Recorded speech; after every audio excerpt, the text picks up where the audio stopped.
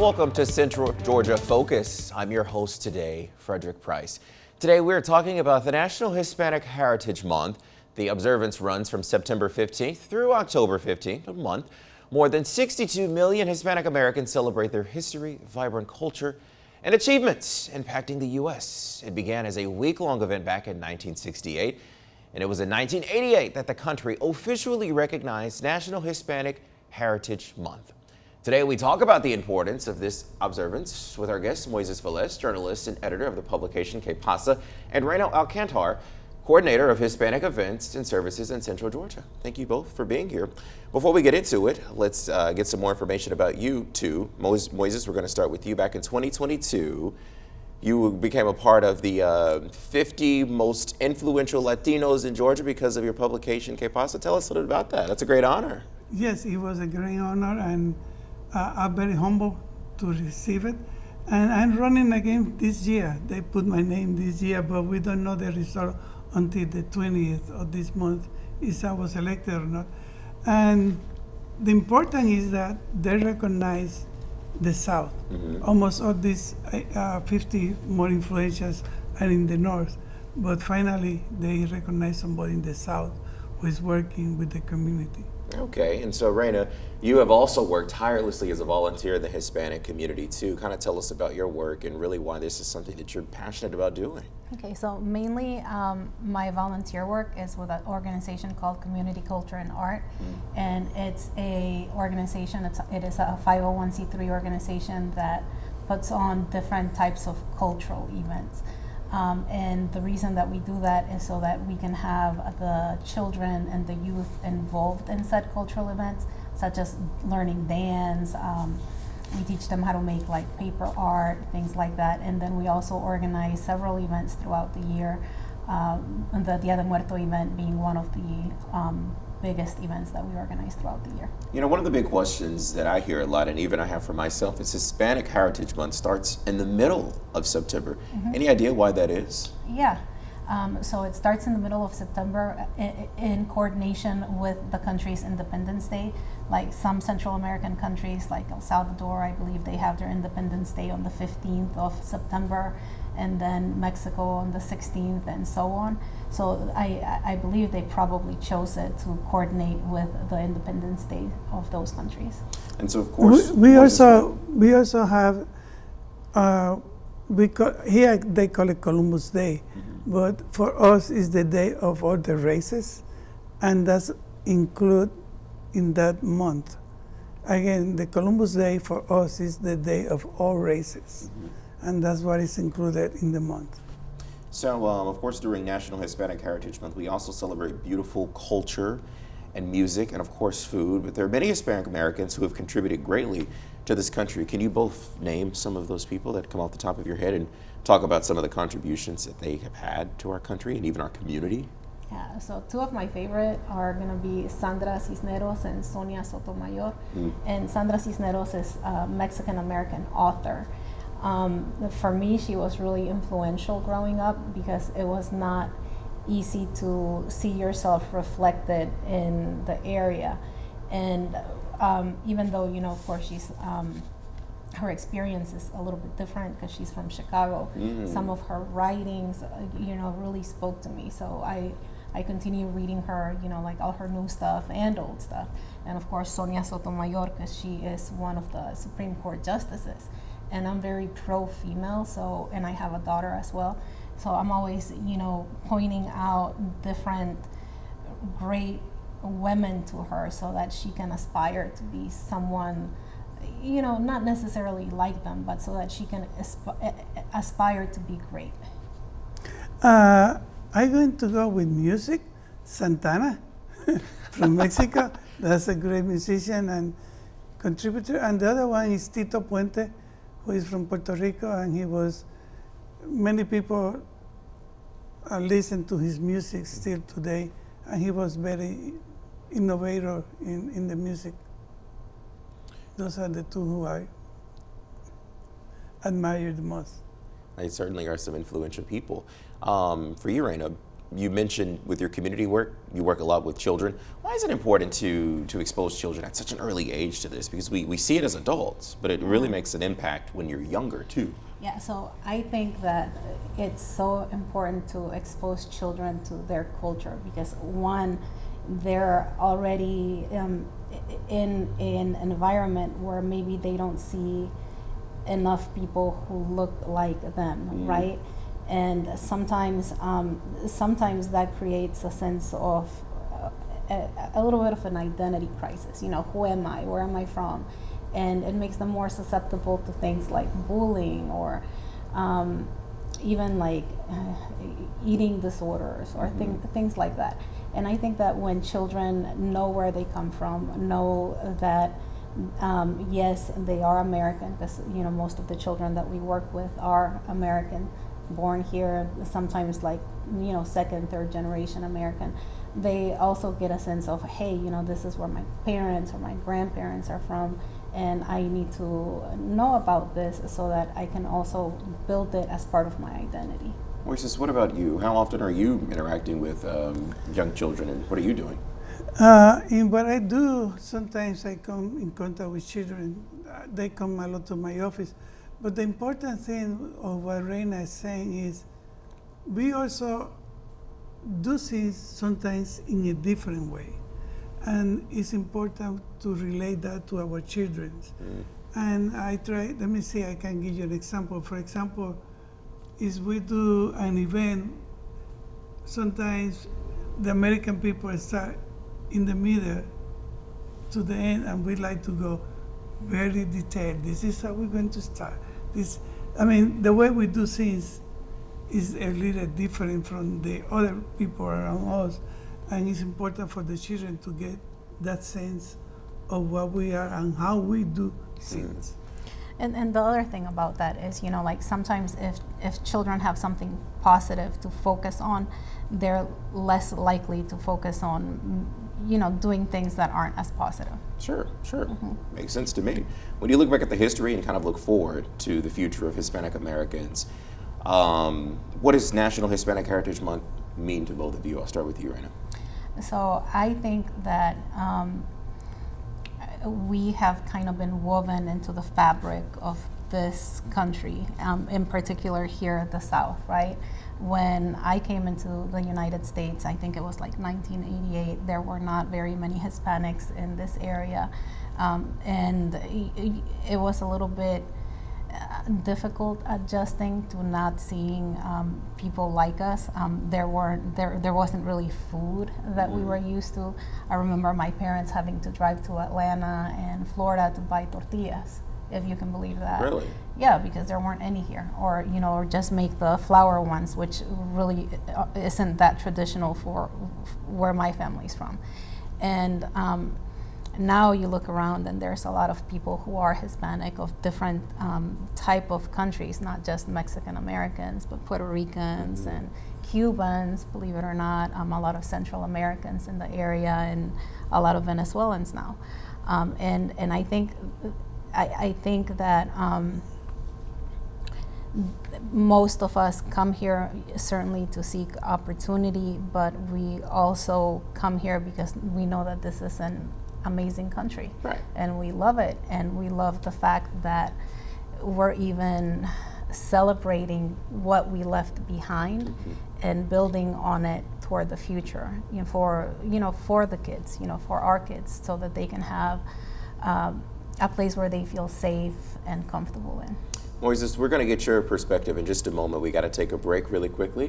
When we return, we will talk more about the importance of National Hispanic Heritage Month and some of the celebrations happening in our area. We're back in just a moment.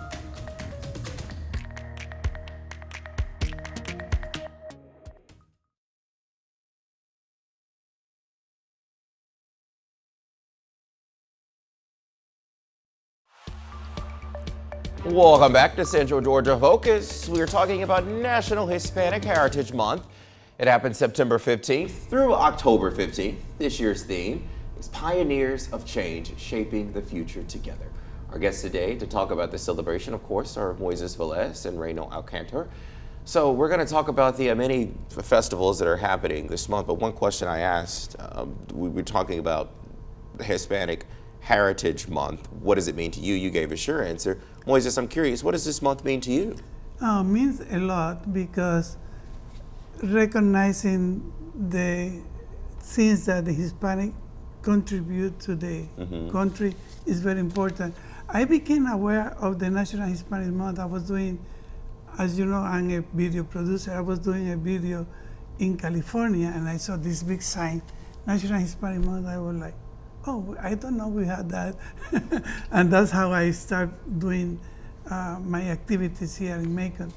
We have, my event has been running for 11 years.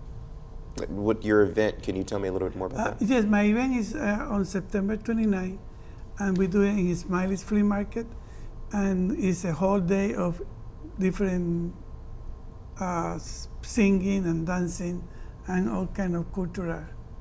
Okay, and I think we have video of that. You can check out the Visit Macon website where Moisés has provided some information about upcoming events like the Big Hispanic Festival at Smiley's Flea Market on Hawkinsville Road. Now, again, you said, when is this event this year?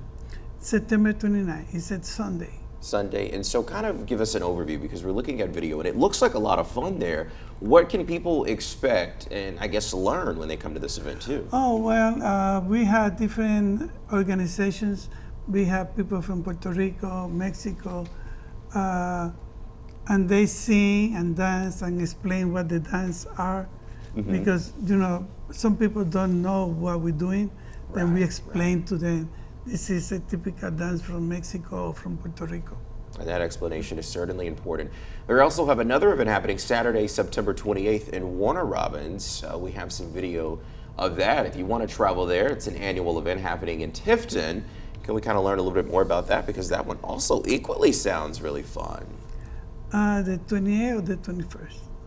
Oh, that's in Warner Robins? Okay, it's in Warner Robins. No, I think the 28th is Perry. The 28th is Perry? Isn't that the 28th is international? Perry. It's Okay. the International Festival. Okay, well, tell us a little bit about that. My apologies. No, that's okay. Perry is not part of the celebration by itself, but it's an international celebration, and they have a lot of Hispanics countries on their festival.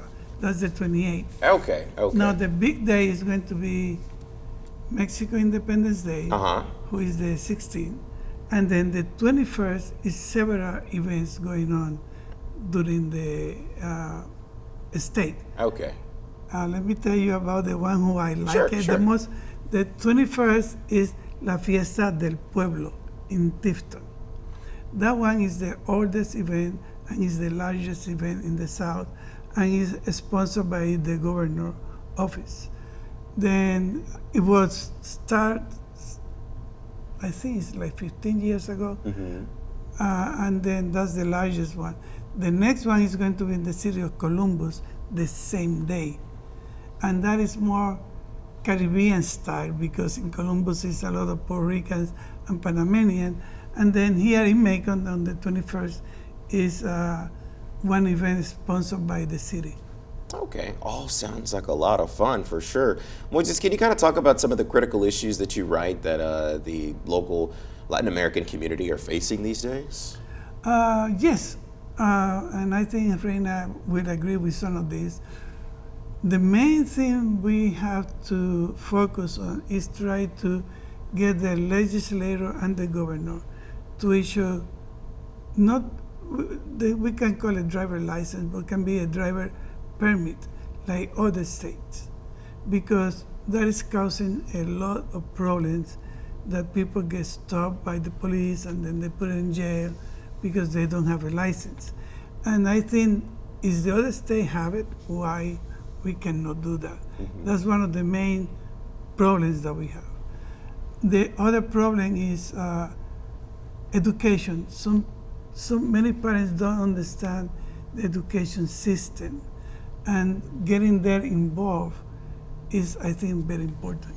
I don't know if you agree with me, but I agree with the license thing. My real work is actually insurance, and I've been seeing it for years. You know, like certainly there are insurance providers that will offer coverage for people with international licenses, and that's usually how most of the drivers that don't have regular licenses get their insurance. Of course, it's highly subcharged because there's no way to verify a record.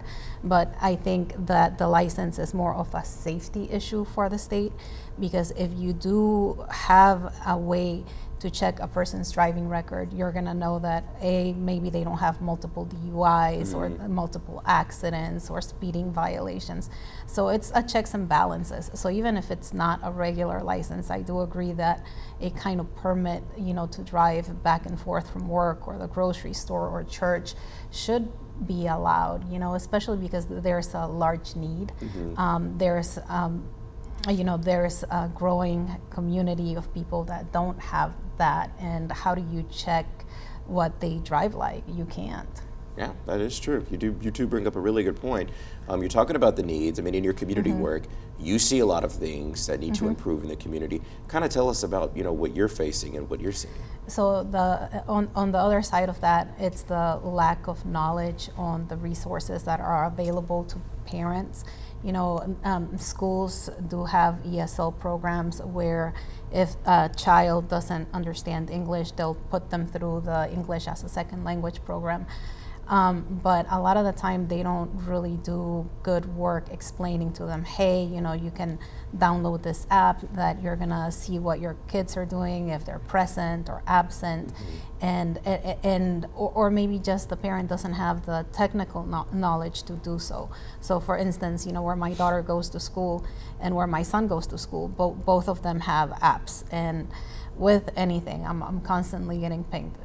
She got a 98 on math, or she got a 87 on something or another. So I'm always aware of what's going on. So when I get home, I'm like, hey, you didn't do so hot in science. What's up?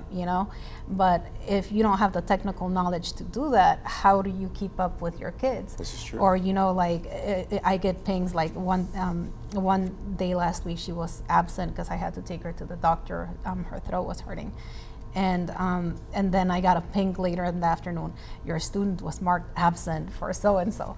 That's a really great resource. Because if you have kids and they're maybe skipping class or lying to you, and you don't have that, they might just tell you a story, and you're not really keeping up with what they're doing. And that's so important as a parent, because there are so many bad things that happen now. Yeah.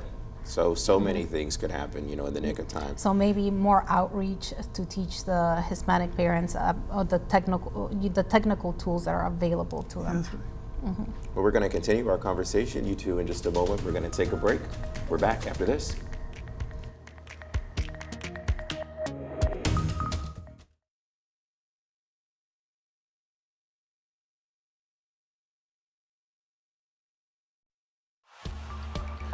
Welcome back to Central Georgia Focus. We are continuing our celebrations of National Hispanic Heritage Month, which kicks off September 15th through October 15th. So I'm curious, some of the organizations that are out in the community that are helping, can we kind of talk about those? Because I think it's good that people know. Let's start with yours. Okay, so the one that I'm involved in, which is Community, Culture, and Art, it's mainly a cultural organization. We put on several events throughout the year, like Mother's Day, Children's Day, of course, the Dia de Muerto Day, and a few more in between. And along those lines, in preparation for the events, we host, or rather Patricia, who is the president of the organization, Patricia Huerta, she's also the dance director, so she teaches children how to dance, cultural dance, folkloric dance, leading up to each event, because each event has different kind of dances. We also teach them how to make like paper art, like flowers, balloon animals, things like that, things that are kind of quirky to make, but they're fun to make, and they're relaxing to make. And and our goal is to, make sure that the youth and the children are aware of their culture, but also to keep them busy, and hope that they stay out of trouble. And it certainly is a learning moment for them too. Moisés. Okay, organizations who have Hispanics. Here in Macon, we have CCH, who is outreach of the Lutheran Church, and then the Catholic Church also have resources. Both of them give English as a second language. Both of them have something called Plaza Comunitaria, who is a program that you can finish your high school equivalent in Mexico. But it's not only for Mexican, but it's sponsored by the Mexican Consul. And then in the city of in Houston County, they designate one school to be the resource school for all the Hispanics. I can't remember the name of the school right now, but it's something that is helping the parents to use resources for the children. Those are the three who come to mind. Also, Central Georgia Technical College have English as a second language, but only for people who are documented. Yeah, and certainly can make a difference. I'm curious, stereotypes. I mean, it's something that Americans, that are minorities have to deal with. What are some of the stereotypes in the Latin American community that you too feel should be addressed? Well, they had this cactus with the Mexican, when these are real hard working people. They are not lazy. And the other thing is that we don't pay taxes, because undocumented supposedly don't pay taxes. They do pay taxes, and that's something that people need to be aware, because they are contributing also. And I was going back to your question about things that we need to do for our community. Well, the Hispanic community like to have their own businesses, but they don't have the resources. Now I'm talking with Small Business Administration to have some time of reach to the Hispanic on how to start the business, because sometimes they start the business and then they do the licensing, all of that later. They start the business and they don't know everything that needs to be known. Yeah. Before we got a few moments left. November Day of Dead, it's a very, very important event. Tell us all we need to know about this. Okay, so first, it is a secular event. Some people have the thought that maybe it's religious based, but that's confused with All Saints Day. It is a pre-Hispanic event, and it's celebrated in a lot of Latin American countries, Mexico being one of the main ones. So Dia de Muerto, Day of Dead, is not just about death. It's really rather a celebration of life, the life of the people who have passed away. And I think that's across the board in all communities, right? We've all had people that we love that have passed away, and I think it's a nice way to honor them by maybe setting out the things that they like to eat or the things that they like to watch. If somebody like, for instance, football, we would put like a football in the ofrenda. Or if they like eating, a particular kind of candy bar, we would also put it in the ofrenda. And although, this is mainly a Hispanic event, I know that there's a lot of different cultures that celebrate it as well with other names, So I welcome anybody that wants to come out November 2nd and 3rd. It's going to be hosted in the North Houston Sports Complex in conjunction with Visit Warner Robins and El Gallo 94.3 FM. So it's open to the entire public. It's not just for Hispanics. I think that if people of all cultures come and join together and see what the event is about, it'll build a small bridge toward knowing each other. Oh yes, thank you so much, you two. We're back next time. Have a good one. Thank you for joining Central Georgia Focus.